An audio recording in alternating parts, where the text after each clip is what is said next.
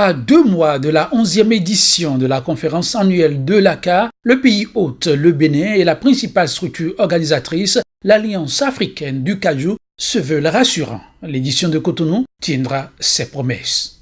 Cette année, la conférence retournera une fois encore au Bénin, un pays réputé pour ses matières premières de haute qualité et qui, en moins de 10 ans, risque à doubler sa production. Depuis sa création, l'Alliance africaine pour le cajou vise non seulement à améliorer la compétitivité et la durabilité de l'industrie du cajou africaine, mais aussi augmenter la transformation des noix de cajou sur le continent. En collaboration avec l'association de la chaîne de valeur du Bénin, l'interprofession de la filière ANACAD, il sera question de consolider les acquis du grand regroupement tout en définissant des orientations novatrices. La conférence annuelle ACA est une occasion offerte au Bénin pour signifier haut et fort devant la communauté internationale les mesures incitatives que l'État béninois prendra pour booster la production et faciliter la mise en place d'usines de transformation en vue d'atteindre effectivement 50% de la transformation de la production nationale d'ici 2021. Les assises de Cotonou, prévues pour durer 4 jours, du 18 au 21 septembre, auront lieu autour du thème « Une nouvelle vision pour des partenaires et des investissements ». En Angola, le groupe China International Fund, présent dans plusieurs secteurs, va bénéficier de plusieurs allègements fiscaux sur les 6 prochaines années. La mesure a été prise à travers un décret présidentiel qui date du mois de mai 2017. Le dit décret, qui approuve le contrat entre le groupe chinois et l'unité technique angolaise d'investissement privé, indique une réduction de 42,5% de paiement d'impôts sur les mutations foncières et les investissements du groupe. Il faut dire que le groupe China International Fund, considéré comme le plus grand groupe chinois présent en Angola, a déjà investi 694 millions de dollars dans 2 projets immobiliers à la périphérie de la capitale Luanda. Des projets immobiliers qui ont permis la construction de milliers de maisons, dont un ensemble de 5800 logements pour le compte du projet 2K près de Quilomba, également à la périphérie de Luanda.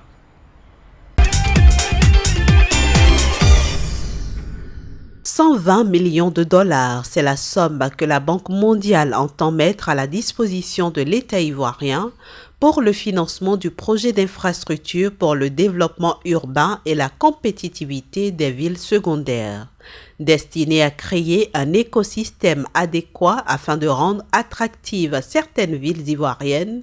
Ce projet constitue l'une des priorités du nouveau plan national de développement adopté par les autorités ivoiriennes pour la période 2016-2020.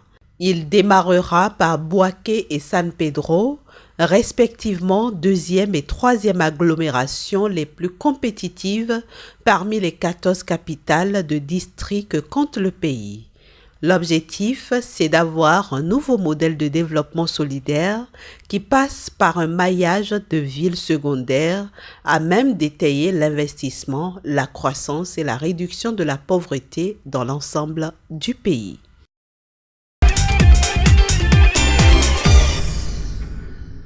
Le groupe de Beers a inauguré un navire d'exploration de diamants au large des côtes de la Namibie.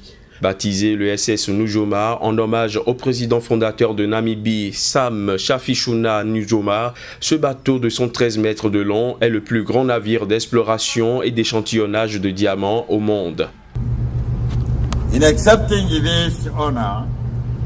En acceptant cet honneur qui nous est fait, je m'engage à nouveau à garantir que nos ressources minérales bénéficieront à notre peuple et que nos fonds marins seront préservés. Pour les dirigeants namibiens, l'inauguration de ce navire est le symbole d'une volonté d'adaptation des moyens d'exploration à l'intense essor que connaît l'industrie minière en Namibie. L'industrie minière namibienne connaît une des périodes de changement les plus intenses que nous ayons connues et la capacité d'innover, d'évoluer et de s'adapter est indispensable. Il est loin le temps où on tentait sa chance avec un pic et sa pelle. Unlike a conventional mine, Contrairement aux mines conventionnelles, l'exploitation minière marine est une installation unique. La ressource est à 140 mètres sous l'eau. Vous ne pouvez pas la voir, vous ne pouvez pas la toucher. Elle n'est pas homogène. Elle est très petite. C'est sur une superficie de 6000 km², donc c'est assez important. Il est donc essentiel que nous nous concentrions sur le développement de ce type de ressources. that we focus on resource development. Ce nouveau navire devrait permettre non seulement d'améliorer, mais aussi de moderniser la capacité d'exploration et d'échantillonnage de diamants en Namibie.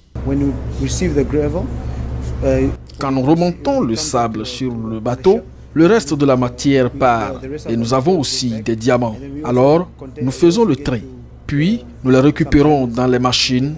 Ainsi, nous pouvons savoir combien de diamants nous pouvons récolter dans une certaine zone, ce qui est en réalité ce que nous cherchons à obtenir. Rappelons que l'industrie minière du diamant contribue en moyenne à 8% du produit intérieur brut de la Namibie.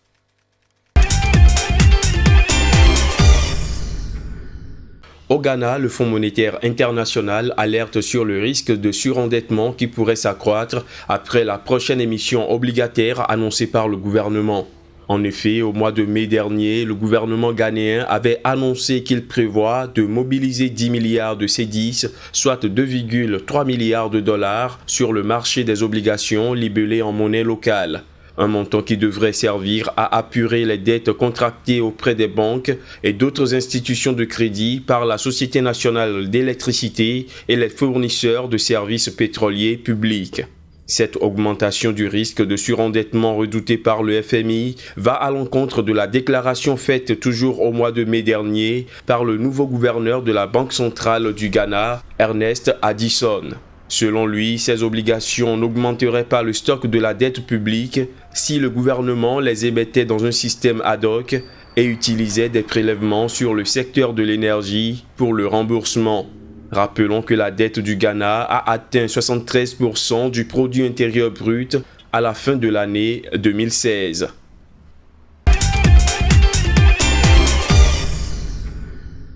Le Gabon bénéficiera de la mise en œuvre d'un programme économique triennal dans le cadre d'une facilité élargie au crédit de 642 millions de dollars approuvé par le Fonds monétaire international. Le montant autorisé représente 215% du quota de droits de tirage spéciaux disponibles pour le Gabon auprès du FMI. Ces fonds devraient permettre au pays de faire face aux défis urgents qui pèsent sur sa balance des paiements et sa capacité à mener des opérations financières internationales. Frappé de plein fouet par la crise pétrolière mondiale, le Gabon a procédé à l'ajustement de ses dépenses publiques. Une réforme qui a produit de sérieux impacts sur la capacité de son gouvernement à soutenir l'activité économique, notamment à partir de l'investissement public. Rappelons que la dette publique globale du Gabon a atteint 61,2% de l'ensemble des richesses créées par son économie en 2016, selon les perspectives économiques du Fonds monétaire international, réajustées en avril 2017.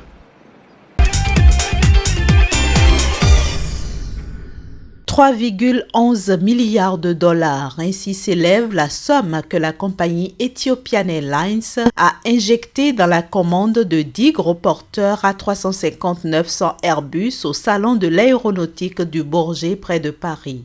Ceci dans le cadre de la stratégie de développement de la compagnie à l'horizon 2030. Ethiopian Airlines, qui a été la première sur le continent africain à mettre en service l'A350 en juin 2016, entend déployer ce gros porteur sur des liaisons long courrier d'Addis Abeba vers l'Europe, l'Afrique, le Moyen-Orient et l'Asie, notamment vers la Chine.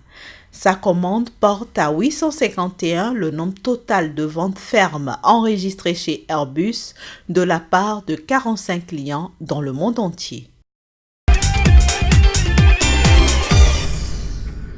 2017, une année plus ou moins prospère pour les investissements directs étrangers en Afrique. C'est ce qui ressort d'un rapport publié par l'Organisation de coopération et de développement économique. Selon l'OCDE, le secteur pétrolier pourrait reprendre tout doucement des couleurs, ce qui va améliorer le recul d'environ 3% enregistré en 2016. En effet, les flux entrants d'investissements directs étrangers devraient augmenté d'environ 10% au cours de cette année, à près de 65 milliards de dollars contre 59 milliards de dollars l'an dernier. Ceci grâce à la hausse du prix du pétrole et à l'augmentation potentielle des cours d'autres produits de base. Par ailleurs, le secteur de l'immobilier et celui des énergies renouvelables affichent selon l'OCDE de belles perspectives. Il en est de même pour les produits chimiques et le secteur automobile. Reste à espérer que des politiques propices soient mises en place pour tirer profit de ces investissements directs étrangers. Faire passer la base fiscale du Nigeria de 14 à 17 millions de contribuables. C'est le nouveau défi que se lancent les autorités du pays. Objectif, booster la contribution des impôts au PIB dans un contexte où les autorités nigérianes ciblent 350 milliards de naira, soit 1,5 milliard de dollars de recettes fiscales par an. Dans cette perspective, environ 7500 jeunes diplômés âgés de 18 à 35 ans seront mobilisés pour informer les populations sur l'importance des impôts pour financer les services publics. Le pays espère ainsi pouvoir augmenter de 35% cette année le nombre de ses contribuables.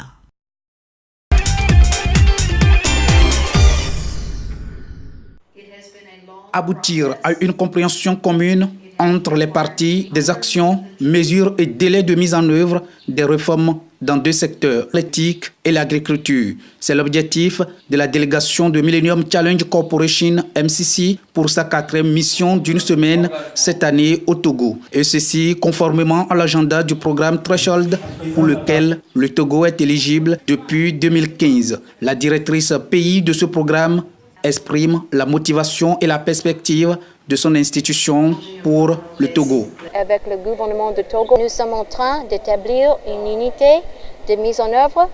Nous sommes en train de discuter une approche avec la transparence, avec la redevabilité, d'assurer que tous les processus pour l'établissement de cette unité sont clairs et ouverts et que les processus avancent rapidement. L'importance des réformes dans l'éthique et dans l'agriculture qui occupent environ 42% du PIB n'est plus à démontrer, selon le Premier ministre.